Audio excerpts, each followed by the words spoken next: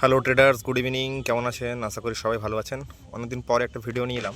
আজকে আমরা আলোচনা করব দেখুন যে মার্কেটের বটম লাইন কি হতে পারে। ওকে, তো সেই নিয়ে আজকে আমাদের ভিডিও।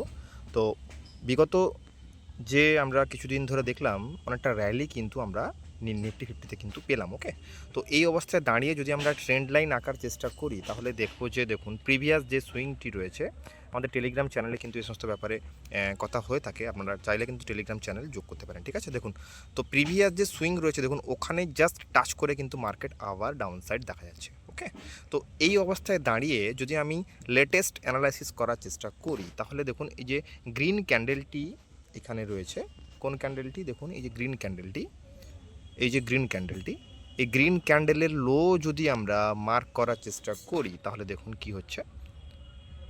ওকে, দেখুন এটাই হচ্ছে তার দাগ। ওকে, তো দেখুন 23,435। ওকে, তো এই লো যদি ক্রস করে যায় তাহলে কিন্তু মার্কেটে একটা ডাউন সাইড কিন্তু আমরা এক্সপেক্ট করতে পারি, কারণ ক্যান্ডেলের লো যেহেতু ক্রস করে গেছে। ওকে, তো বিগত দিনে যেখানে আমরা দেখবো দেখুন একটা ছোট্ট এরিয়া যখনই ব্রেকআউট দিচ্ছে তখন কিন্তু মার্কেট একটা আপসাইড মোমেন্টাম, দেখুন এই এরিয়া ব্রেকআউট দেখুন পুরোপুরি কিন্তু টোটাল কিন্তু আমরা আপসাইড কিন্তু মোমেন্টাম দেখতে পেয়েছি। ওকে, তো যখনই একটা এরিয়া যখন ব্রেকআউট দেবে বা প্রিভিয়াস ক্যান্ডেলের লো যখন ক্রস হবে তখন কিন্তু মার্কেটে একটা আপসাইড বা ডাউন সাইড কিন্তু একটা ফল হতে পারে। ঠিক আছে, তো আমরা এখন এক থাকবো যে 23,435 যদি ডাউন সাইড যদি আমরা ক্রস করে যেতে পারি মার্কেট তাহলে কিন্তু আরও নিচে পর্যন্ত আমরা কিন্তু র্যালিটা দেখতে হতে পারে আমাদের। ওকে, তো তারপরে ডিপেন্ড করে আছে আমাদের ক্যান্ডেলস্টিক প্যাটার্নস, তার উপর ডিপেন্ড করে থাকবে আমাদের অ্যানালাইসিস। ঠিক আছে, তো এই হলো বর্তমান লেটেস্ট অ্যানালাইসিস।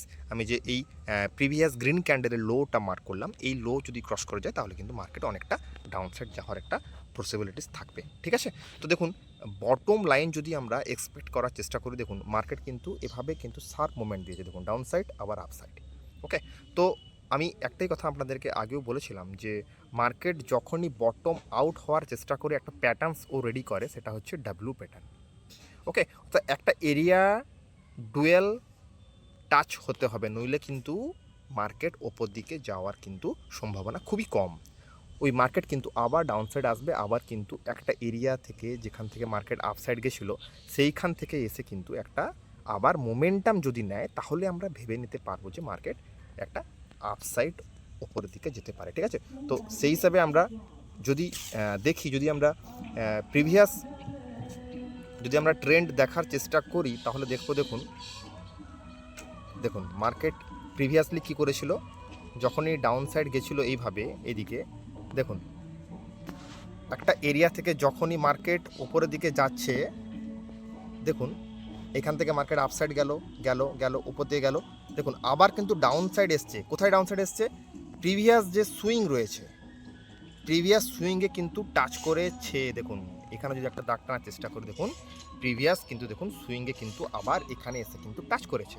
ওকে, তো এই হলো ব্যাপার।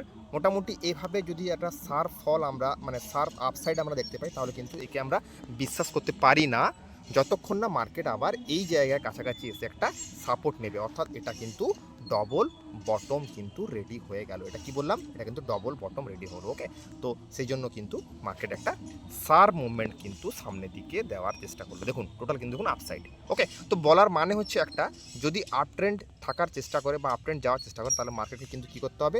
এই ধরনের প্যাটার্নস কিন্তু রেডি করতে হবে। ঠিক আছে, এই ধরনের প্যাটার্ন যদি রেডি না করে তাহলে কিন্তু মার্কেটের একটা ওভারঅল মোমেন্টাম কিন্তু আমরা এক্সপেক্ট করতে পারি না।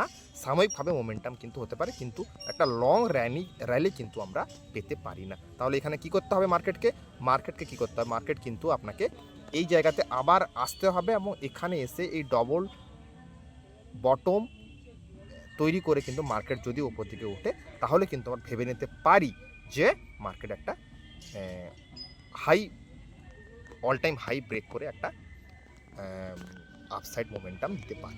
ঠিক আছে, তো যতক্ষণ এই ডবল বটম না তৈরি হচ্ছে ততক্ষণ কিন্তু আমরা ভেবে নিতে পারি না যে মার্কেট একটা আপসাইডে চলে এলো বা ওভারঅল মার্কেট একটা সেন্টিমেন্ট ভালো হয়ে গেল। ঠিক আছে, তো এই হলো আজকের ভিডিও। ডবল বটম যতক্ষণ না করছে মার্কেট কিন্তু আমরা মানে ওভারঅল আপেক্ষিকভাবে আমরা সাময়িকভাবে এক্সপেক্ট করতে পারি যে একটা বুল মেন্টালিটি এসে, কিন্তু ওভারঅল মেন্টালিটি কিন্তু এখনও ব্যারি সেন্টিমেন্ট রয়েছে। ওকে, তো এই হলো আজকের ভিডিও। দেখা হচ্ছে পরবর্তী ভিডিওতে। বাই।